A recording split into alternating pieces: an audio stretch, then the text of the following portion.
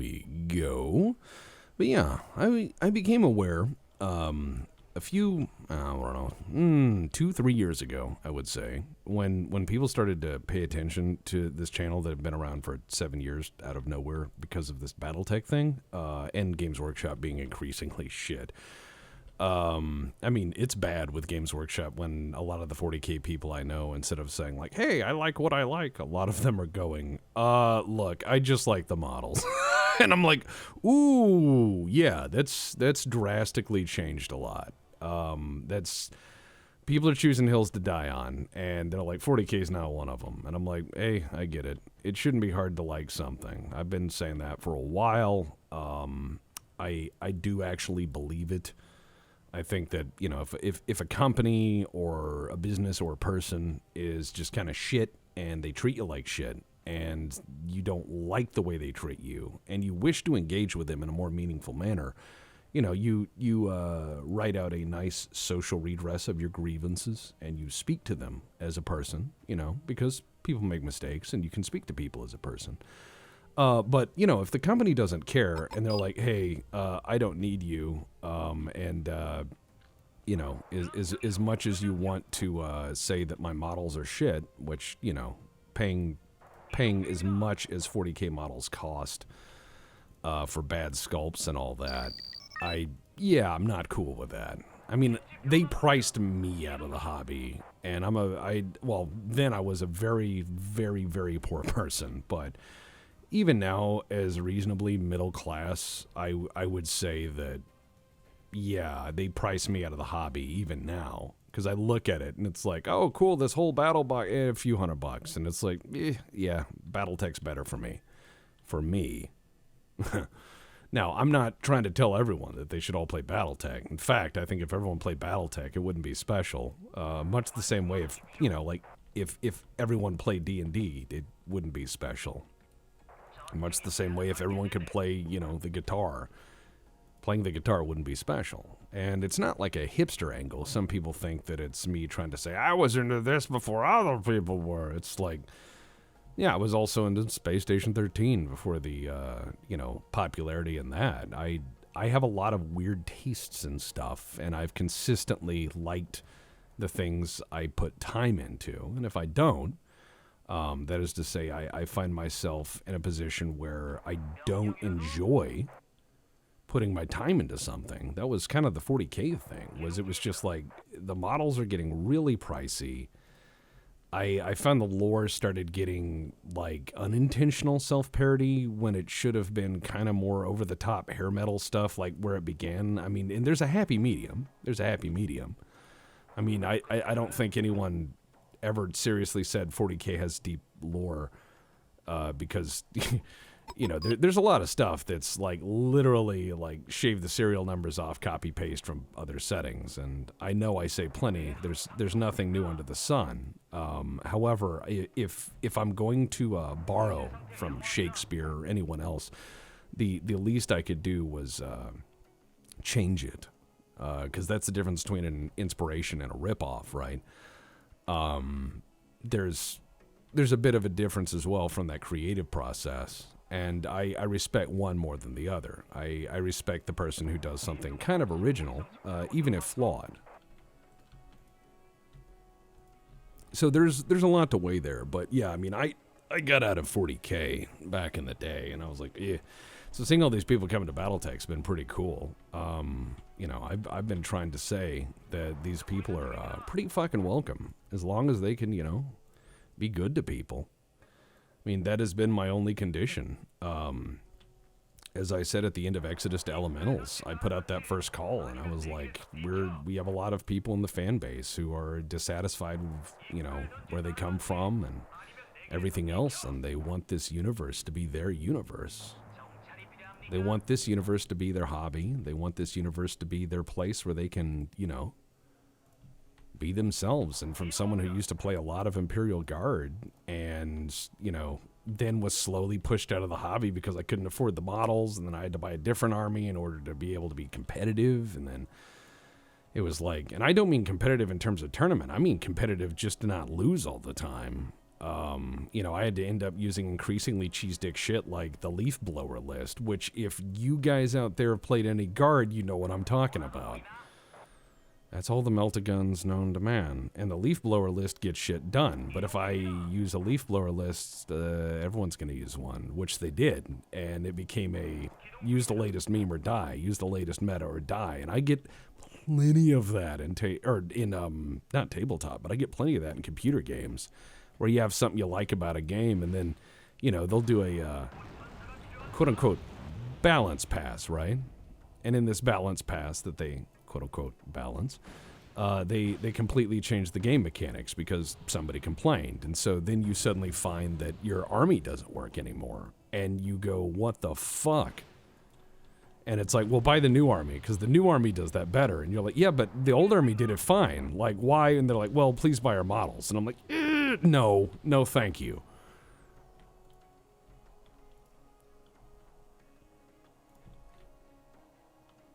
I mean, yeah, I don't like engaging with that kind of business. I like Battletech. Battletech loves proxies.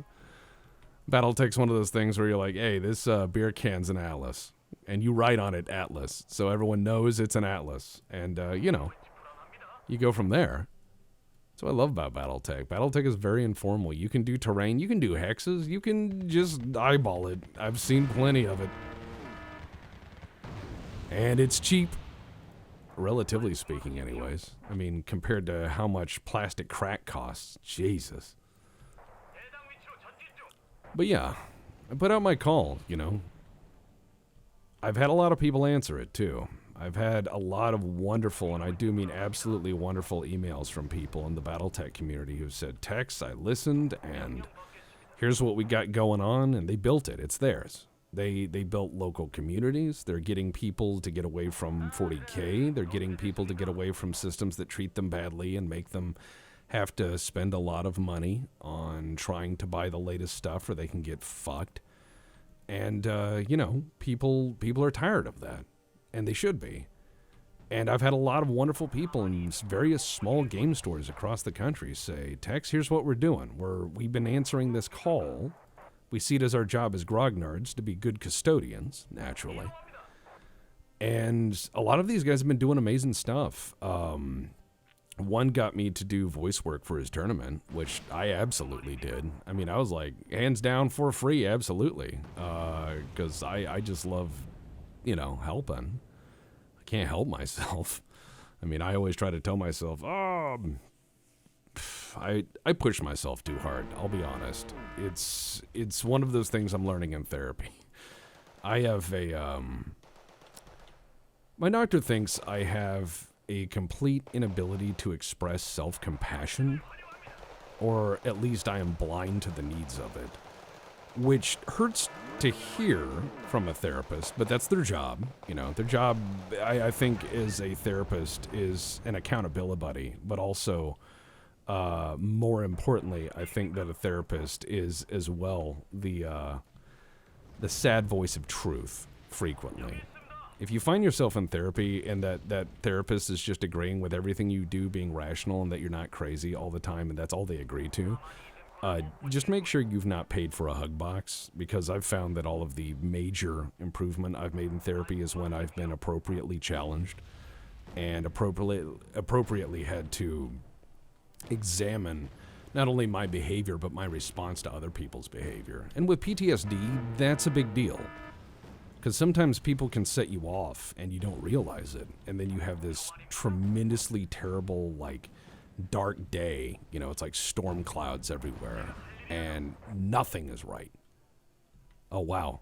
M48s versus T55s. Oh, man. It's like watching a bunch of monkeys fuck a football. This is impressively not interesting. What is going on? Come on. Come on. One of you can do it. You have a 90mm gun. Just line it up in the sights. I mean, he's what? Okay, he's almost at 2,000 meters. I mean, that's a bit of a clip. So here's what we're going to do, is we're going to move up here. We're going to move up here. We're going to advance to better shooting positions, because this is embarrassing, and I think his front armor might be a bit too thick. because we're dumb and we didn't bring properly anything to control this flank. This is a bit of a Hail Mary. I acknowledge it's a bit of a Hail Mary, but it's a Hail Mary. All right, so we're going to reload these toes because, yes, and I'm going to try to rearm these tanks up here. All right, boys, dig in. Oh, they want to play on the bridge? Let's play on the bridge. Oh, this is bad. They're rushing us. We gotta knock them out before they bring infantry. Infantry at point blank range will be bad in this. All right, napalm on the bridge. Give them that vitamin in. Have some of that napalm. There we go. Okay, they blasted through our armor. That is not good. That is most ungood. That is double plus ungood. However, this fire is doing really well, so let's hear it for the fire, right? Okay, let's back up a bit, and let's back up a bit, because we are in what I would like to call the poopy times. This could be bad. And by bad, I mean catastrophic. So, let's see what we can do. Well, that was brave. I mean, if nothing else, salute their stupidity. But yeah. So, I became aware of a lot of people out there in the BattleTech community doing a really good job. And I want to talk about that. I want to acknowledge that. We've had a lot of great fucking people reach out and just say like, hey, at this local game store at this time, we're running this fucking tournament. If you don't know BattleTech, come on in. And we had guys giving away fucking models. Imagine showing up to your first BattleTech game ever and someone handing you painted models and saying, welcome on board. Imagine that. I mean, just imagine you're some burnout grognard and you've had a bad fucking time with 40K and you're tired of all that shit and you just, you know, you want to have fun with the tabletop game. And you go to your local thing and, oh, free BattleTech, yeah, just come join and die. And they give you a fucking mech painted. And it's not the company doing this, it's a fan. Just a fan of the game saying, I want you here. You're welcome, man. I'll fight you any day. And then saying, glory to Merrick, or, you know, Hail Steiner, or whatever you want to do, right? And you show people how it's done, and you invite them in, and you show people, you know, our culture as a BattleTech community. And I think that's consistently been the BattleTech community's culture, is from the start. I've always known it as, hey, if you want to learn to play, you can play. We're not pretentious for the most part. I mean, I have been at some tables where, yeah, the grognards ran the day, and yeah, those were not fun tables to play at, because these are people who really loved to celebrate and worship every little rule they knew and what it meant to their ability to fight you. And sure, people who do all that custom Tinker Tailor stuff are just goofing on people. I mean, I want people to come into BattleTech so we don't have another Dark Age, literally. I want to make sure that we don't have another era where it changes hands 10 times. I want to make sure that we have another era where we're happy to play BattleTech, and I want to make sure that we have a good thing, not something that is hard to love like 40K is for me now.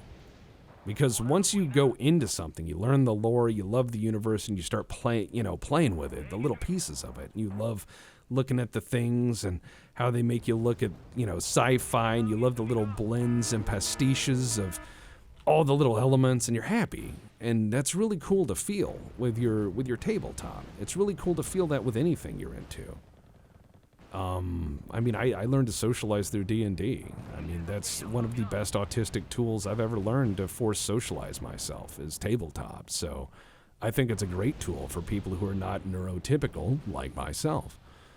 But that is my personal feeling. I think that there's a lot of people out there who are really damn fine good people. People like Tuck Davion out there are showing people the great and glorious little game stores out there, America's byways of everyone out there having a damn fine time, doing their best, support and help uplift each other. And I think that's really important. And I'm very proud to be part of that, even in a small way.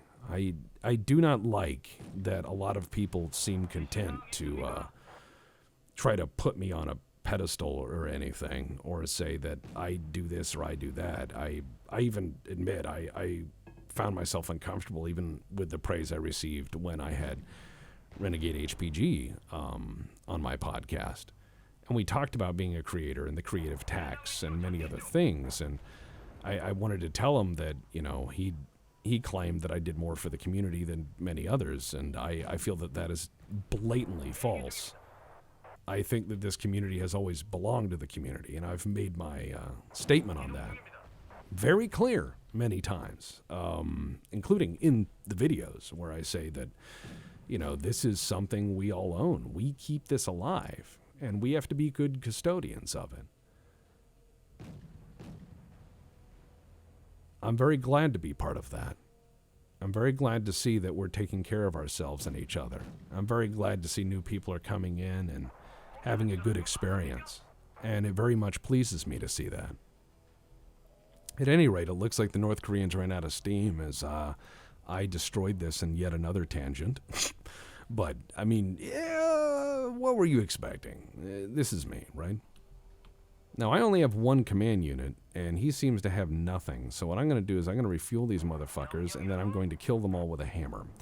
So we're going to display formations, we're going to regroup, and we're going to send our armor into the enemy's face. Because every day I sit here, he gets weaker, and every day he plays this game, he gets weaker. So yeah, we're doing good. I probably said something completely different just then, and that's fine, because it's been a long day, and I'm really tired.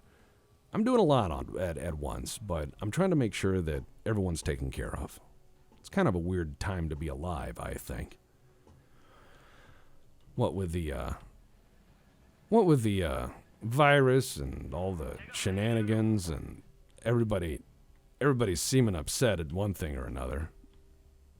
And I think it's kind of important for us to be mindful that we're all kind of in this together, and that I can't think of any one person who's found like a magical solution to all the problems we face as people. But I think, and this is just personally, that if you go out there and you listen to folks as best you're able, and you are patient with them and kind and understanding, you can learn a lot. And when you learn a lot, you learn how people think, how they really think, not how you think they think. But you can learn why people think the way they do. And on that basis, you can reach anybody. I mean, they may not agree with you, but you can at least understand them. Okay, he's running. Yeah, that's right. Fuck off. I brought tanks that are marginally better under certain conditions. This is not one of them. So I need to get in here. I'm banking on his guys not knowing where reverse is. Okay, they know where it is. Shit. All right, they have actual training. We're in trouble. I've whittled them down. I'm hoping to get some of the guys who don't actually drive tanks regularly. And some people will say, oh, you don't really have to drive them regularly to understand how they work. Yes, you do. Believe me, you do. Speak to anybody who has any experience with armor, and they will tell you it is constant training to make these fucking things work right, and it is constant training to learn all of the weird things they do. But then again, I think it's very easy to dismiss certain people's jobs from the outside, you know. It's kind of like people will just sit there and go, oh, well, that guy's got it easy. He does X, Y, Z. And it's like, each job's a little different. I mean, I'm of firm belief, and this is, again, personal opinion, I am of firm belief that there is a job that is hell for everyone. Everyone has like a hell job, like one hell job that they cannot do, which someone else is going to find super fucking easy. So right now, and this is why I've been telling people, and I know this sounds like somebody's dad trying to give advice, but I've been telling people right now, with so many job openings out there in the world, and a lot of people not interested in returning to the workplace anytime soon, you may find a work-from-home job easier than you think, and you may find a work-from-home job a lot... Ooh, that guy just got murdered. Yeah, I got him whittled down, but not enough. Shit. But I was going to say, you might find a work-from-home job a lot more common than you think in the coming years. And you're going to find a lot of opportunity as well in various industries that you didn't think it would exist or even be possible in the coming years. I mean, this is all the new normal, I guess. But what I'm saying is, have faith and, you know, don't freak out. We're on this shit together. I think we'll be all right. For the most part, people are talking and listening. For the most part. And there's some folk who don't. But I think if we're patient, we can try to reach everybody. I like my battle tank. I like my explosions. I like my machine gun. I like my friends. Well, no. I love my friends. I mean, that may sound, quote-unquote, the gay, but I kiss my homies goodnight. I'm not ashamed of it. Some people are going to cringe at that. That would have been the purpose of that exchange, yes. I think things have become very bad since the normies have found the internet, though. That sounds like something I'm probably going to have to talk about on the podcast. The normieization of the internet. Why, I remember once a time when names didn't matter, and all it was people debating the merit of an idea, or calling it stupid. It was a great time on the internet. If somebody said dumb shit, you could just ignore them. It was great. It was fantastic. You'd just be like, yeah, this guy's dumb. But now every day, I guess people just take a lot of stuff fairly personally. I don't get it. I mean, maybe that's the autistic brain. A lot of it I don't get. But, I mean, hey, I'm trying. So here we go. I'm going to take these M36s because they were relevant in 19-4 and, oh, okay, draw, yes. We are getting fatigue. So the strike squadron got murderated, which sucks. However, he lost command unit, he lost infantry, he lost his recon units as well. I mean, all he's got is a handful of T-55, some Coxons, and some infantry. I might be able to smash this guy's face in next time. Easy peasy lemon squeezy. I mean, if I could destroy this guy's military presence on my flank, I could continue to put pressure. The problem is, look at this. He's got all this shit coming down, including a tank regiment, including some Chonmaho Type 5s. He's got Shilkas, multi-role squadrons. He's got the MiGs coming in, the Su-7s coming in ground configuration. He's got Hinds. Not a lot of them, but he does have them. I mean, I do honestly think I could probably smash this guy. Whether or not I can do it by round 10 is another matter. And whether or not Chinese interests would be involved in this conflict. I mean, it's North Korea. They did last time. So, I mean, yeah. You'd probably be fighting a prolonged conflict, or something that became at least asymmetrical over time. Makes you think, don't it? Yeah. Well, next time.